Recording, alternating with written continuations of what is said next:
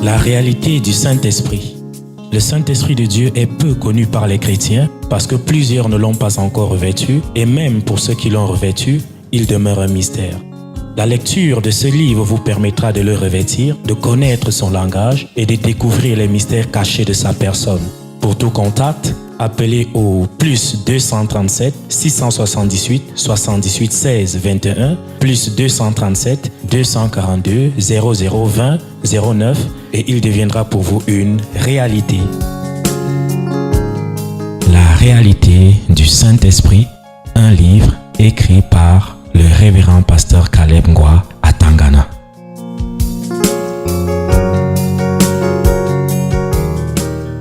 Tu es de quelle race? Hein? La race des croyants ou la race des incrédules? Comment tu définis ta foi ou comment tu comprends ta foi? Comme tu as la foi, tout sera rose.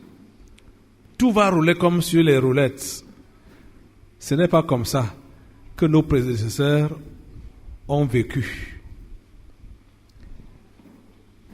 Retiens encore ceci. Eux donc, le monde n'était pas digne, errant dans les déserts et les montagnes, dans les cavernes et dans les antres de la terre. Et vous savez ce qu'on appelle les antres de la terre?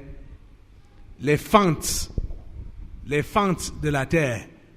Donc, les hommes de foi sont devenus comme des souris ou des rats palmistes, les coïcis, pour entrer dans les trous. À cause de leur foi.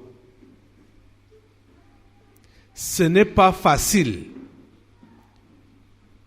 Mais l'homme de foi ne dit jamais « je ne peux plus ». Je suis découragé. Ce n'est pas le langage de l'homme de foi. Vous êtes en train de comprendre ça? Quand je vous donne j'ai dit qu'on va continuer dimanche.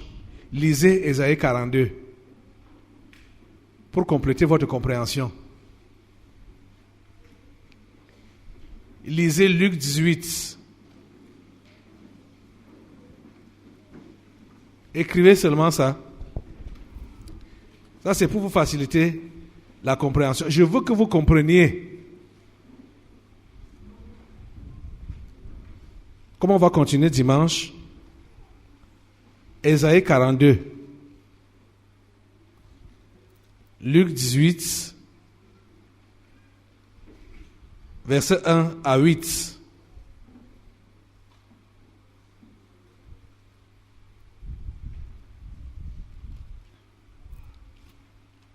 La vie de foi n'est pas facile. Ne cherchez pas l'appui du monde. Ne cherchez pas à faire comme le monde fait. Ne suis pas leur modèle.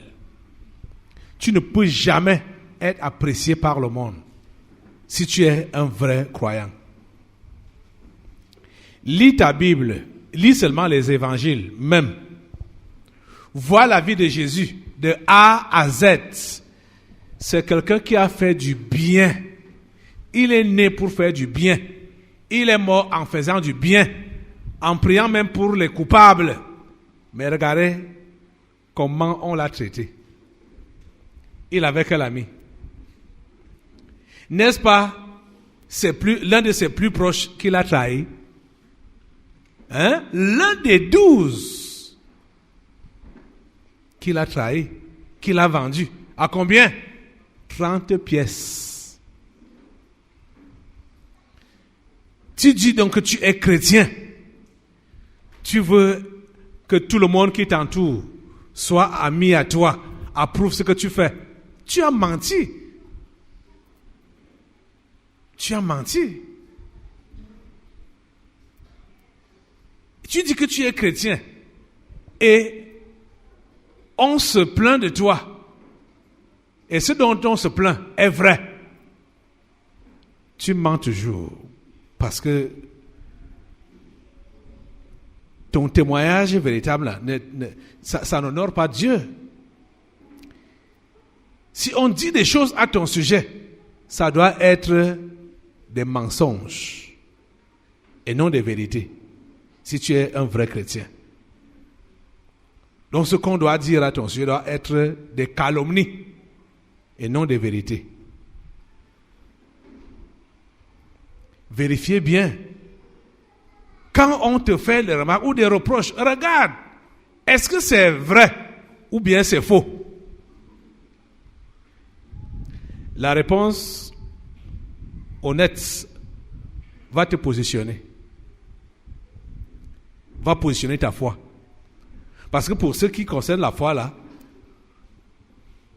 beaucoup vivent ou fonctionnent pour juste impressionner les autres par rapport à leur foi, entre guillemets là.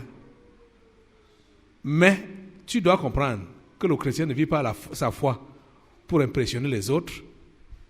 Le chrétien vit sa foi pour plaire à Dieu.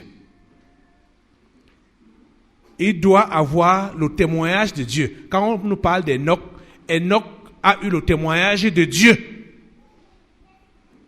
qu'il était agréable à Dieu.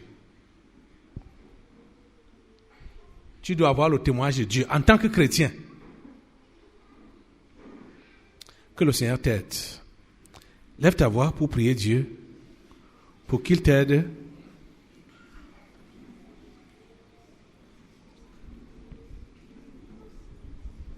à changer de race. Si tu es de la race des incrédules, que tu changes de race pour faire partie de la race des croyants aujourd'hui. Seigneur, change ma nature. La foi, ce n'est pas connaître les versets bibliques par tête, savoir les citer. Ce n'est pas ça la foi. La foi, c'est l'obéissance aux instructions de Dieu, la pratique de la parole de Dieu. Et cela demande que, même si on doit perdre sa vie, même si on doit souffrir, même si on ne doit pas avoir ce qu'on demande là, on reste ferme dans notre foi. On reste ferme à Dieu. Notre lecture aujourd'hui a fini en disant que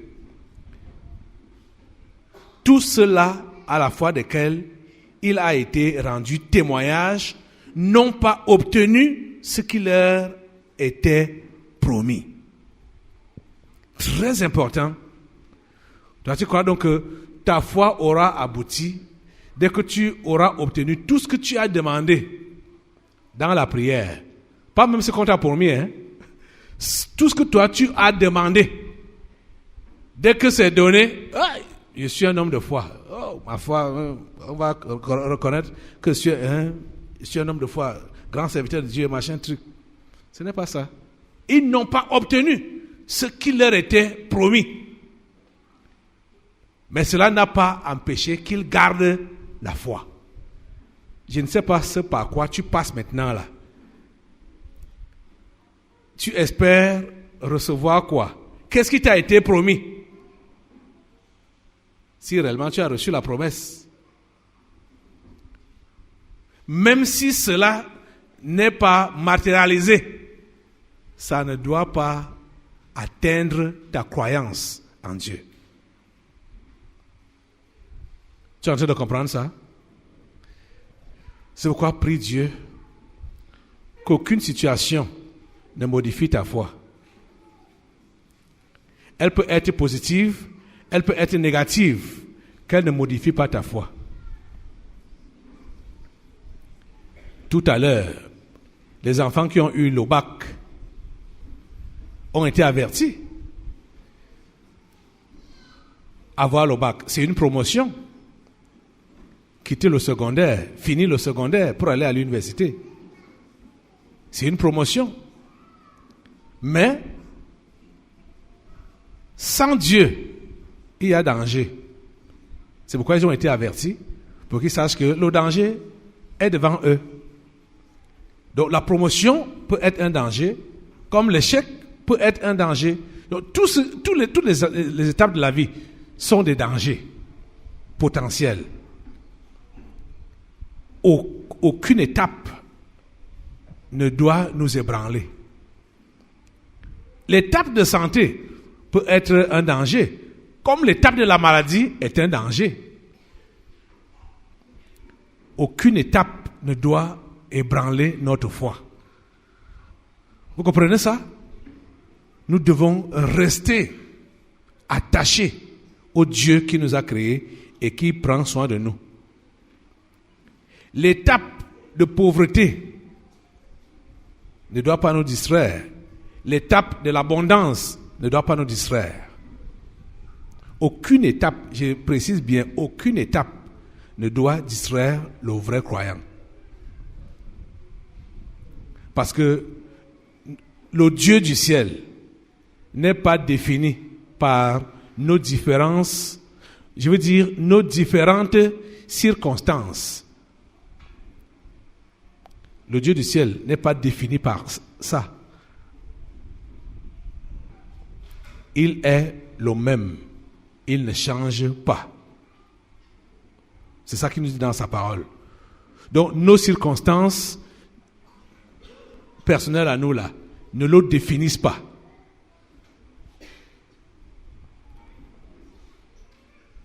Prie Dieu qu'aucune circonstance ne modifie ta foi.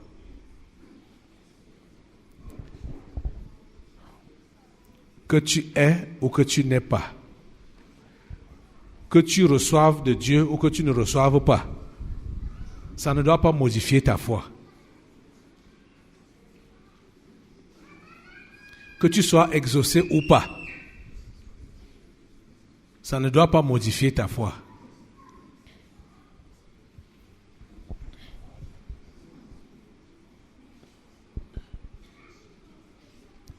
Prie Dieu.